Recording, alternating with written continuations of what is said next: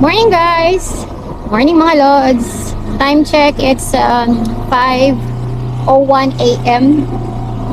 Again, it's me, Moro Apple.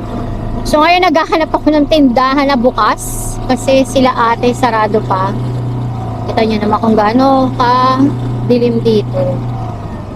Oh Lord, keep me safe Lord.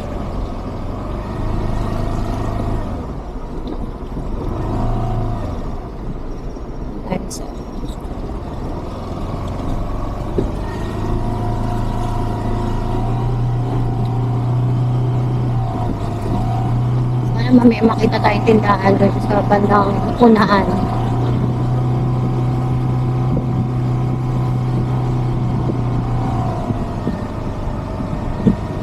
Iba kahapon sumemplang ako. So, ayun, nagkaroon ng pasa yung binti ko. And then, itong kanang kamay ko, kasi pinantungkod ko siya.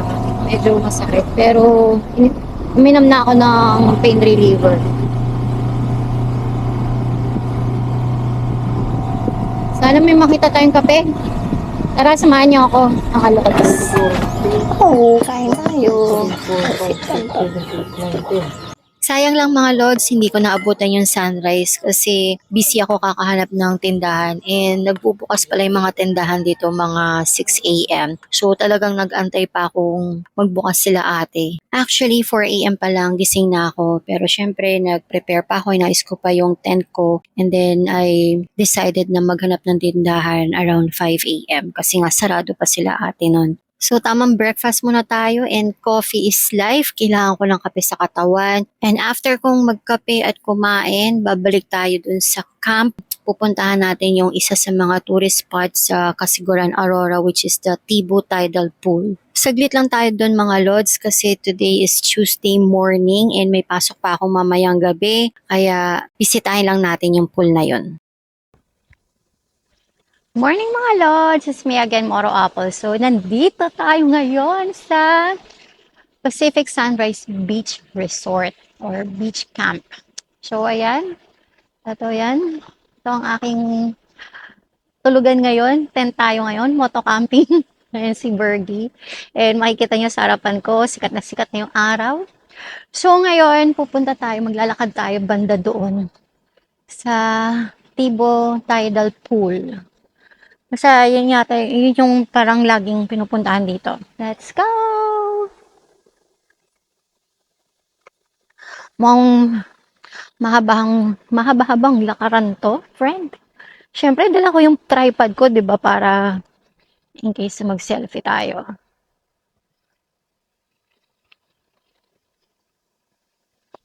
Ayan siya. Lakas ng mga alon. Grabe.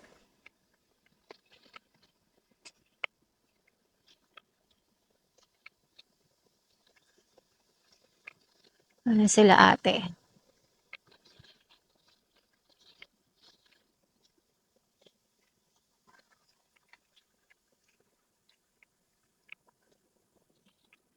Tignan natin yung ano.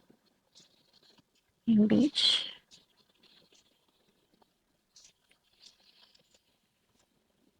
Ayan, diba?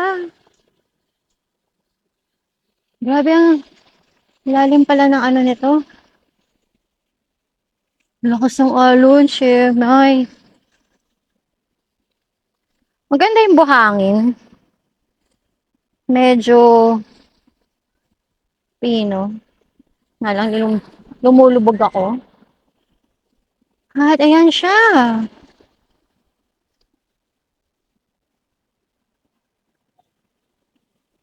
Halon.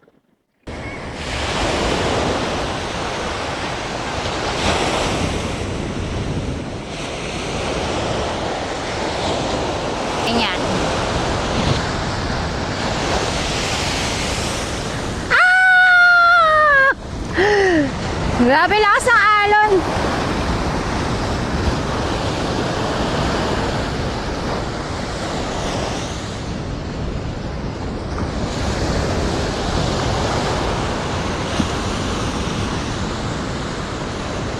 Grabe may mga rock formation dito.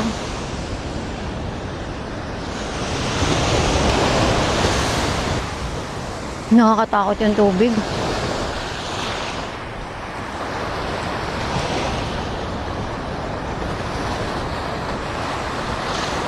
Hindi ako maliligo, malamang. Kasi hindi naman ako marunong lumangoy. Hanggang dito lang tayo. Ako yung taong mahilig sa beach, pero hindi naman ako mahilig lumangoy. Hindi ako marunong, hindi pala mahilig, hindi ako marunong.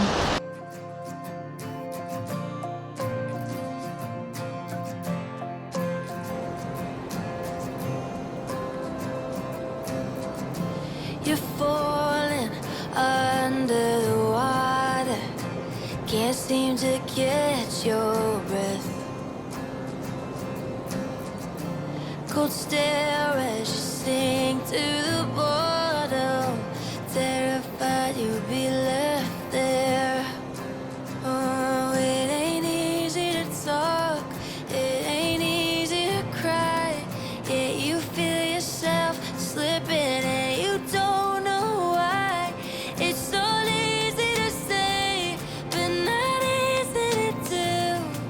It'll fall into place long as you're speaking your truth out. When your heart is stuck in the middle, foundation cracked just a little. Look for the light at the end of the tunnel. I'll be there for you when it all seems just too hollow. A bitter pill that you just can't swallow. I'll be the first to follow. I'll be there for you.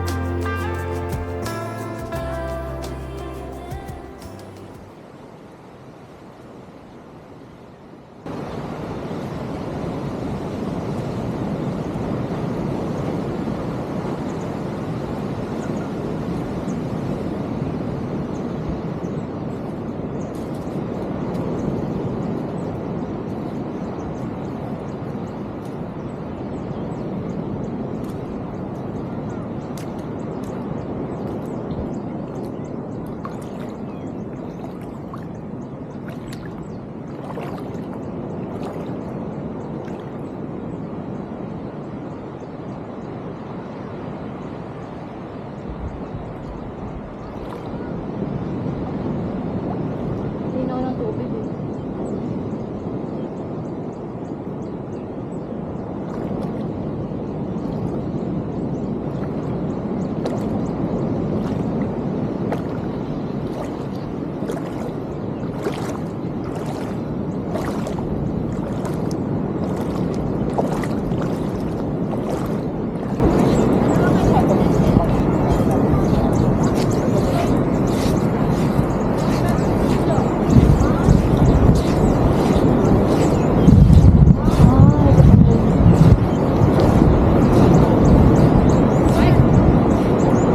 Marami ang tao.